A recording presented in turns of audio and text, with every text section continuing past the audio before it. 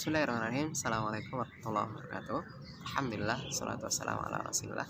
Allahumma la sahla ila ma ja'altahu sahla wa anta taj'alul hazana idza syi'ta sahla. Baik teman-teman semuanya, kita bersyukur kepada Allah Subhanahu wa taala yang telah memberikan banyak kenikmatan kepada kita sehingga kita sampai hari ini masih bernafas, sampai hari ini masih mampu untuk mengedipkan mata kita, melangkahkan kaki kita, menggerakkan tangan kita, bahkan kita masih mampu berbicara dengan lisan kita. Maka ini adalah sebuah kenikmatan yang besar untuk kita semuanya yang perlu kita syukuri, karena sesungguhnya setiap apa yang kita lakukan, setiap apa yang kita ucapkan, setiap apa yang kita lihat, setiap apa yang kita perbuat dari kita tidur sampai kemudian kita tidur kembali, itu semuanya tidak terlepas dari campur tangan Allah Subhanahu wa taala. Maka sudah sepantasnya kita untuk bersyukur kepada Allah Subhanahu wa taala dengan mengucapkan alhamdulillah, yang kemudian dengan diikuti dengan amal-amal perbuatan kita, dengan amal yang dicintai oleh Allah Subhanahu wa taala tentunya. Salam dan salam semoga tetap tercurahkan kepada Nabiullah Muhammad Sallallahu Alaihi Wasallam, juga kepada para sahabatnya, para tabiin, tabiut tabiin, serta orang-orang yang senantiasa sikoh meniti jalan dan sunnahnya. Dan kita berdoa kepada Allah, mudah-mudahan kita termasuk orang-orang yang mampu istiqomah dalam menjalankan sunnah-sunnahnya. Baik teman-teman, gimana kabar teman-teman sekarang? Ya, setelah lama tidak berjumpa, mudah-mudahan teman-teman tetap memiliki semangat untuk menuntut ilmu. Mudah-mudahan teman-teman juga Allah berikan keberkahan umur, Allah memberikan keberkahan ilmu, Allah juga memberkahi keluarga kita semuanya. Ya, karena keberkahan dalam hidup kita itu sangat penting, dan itu menjadi salah satu penentu masuk surganya kita. Baik teman-teman, teman-teman masih ingat dengan kisah Asy-Sya'bi atau pesan Asy-Sya'bi ya? Ada berapa teman-teman? Ada yang masih ingat? Nah, dulu Ustadz pernah mengisahkan ini kepada teman-teman semuanya. Jadi ada 4 pesan dari Asy-Sya'bi ya. Yang pertama adalah ketika kita menuntut ilmu ya, karena ini berkaitan dengan ilmu teman-teman. Ketika kita menuntut ilmu, pesan Asy-Sya'bi itu ada 4 ya. Yang pertama itu adalah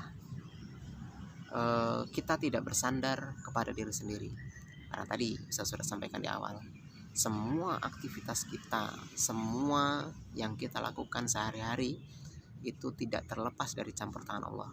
Maka teman-teman, tidak boleh bagi seorang penuntut ilmu bersandar pada kemampuannya dia sendiri ya, karena Allah selalu ikut dalam setiap kegiatan kita. Allah selalu membantu kita, Allah selalu menolong kita.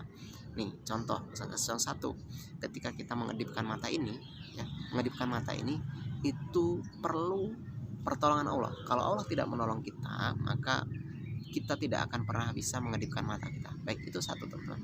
Bagaimana dengan anggota tubuh kita yang lain, lisan kita, tangan kita, kaki kita ya.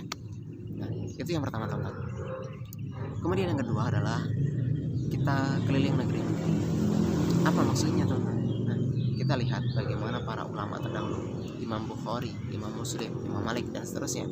Mereka ketika menuntut ilmu, bahkan mau meriwayatkan sebuah hadis, mereka harus melangkahkan kakinya dari negara satu ke negara yang lain. Karena bahkan bisa jadi dari antar negara itu hanya mendapatkan 1 atau 2 hadis saja. Bayangkan teman-teman, ya. Pergi ya dari negaranya ke negara yang lain, ternyata cuma mendapatkan 2 hadis ya.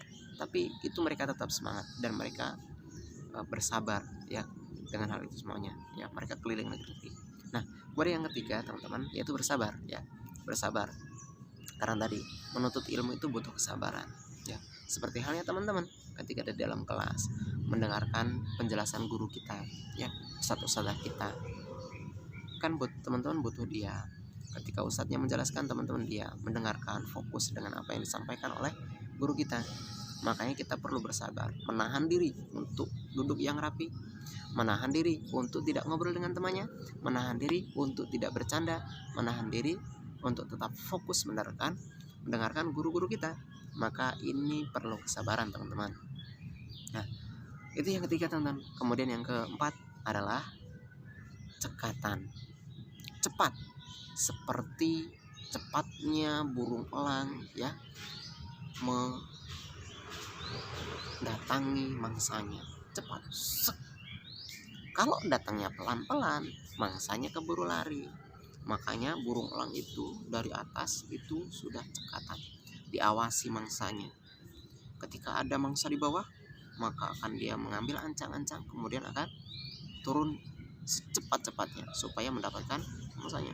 Jadi turunnya cepat, tidak santai. Kalau santai ya keburu mangsanya lari.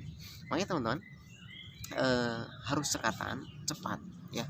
Makanya teman-teman harus bangun pagi, kemudian sholat subuh, mandi, siap-siap, sarapan, kemudian berangkat ke sekolah atau ke kutab, belajar menuntut ilmu supaya teman-teman mendapatkan keberkahan di waktu pagi.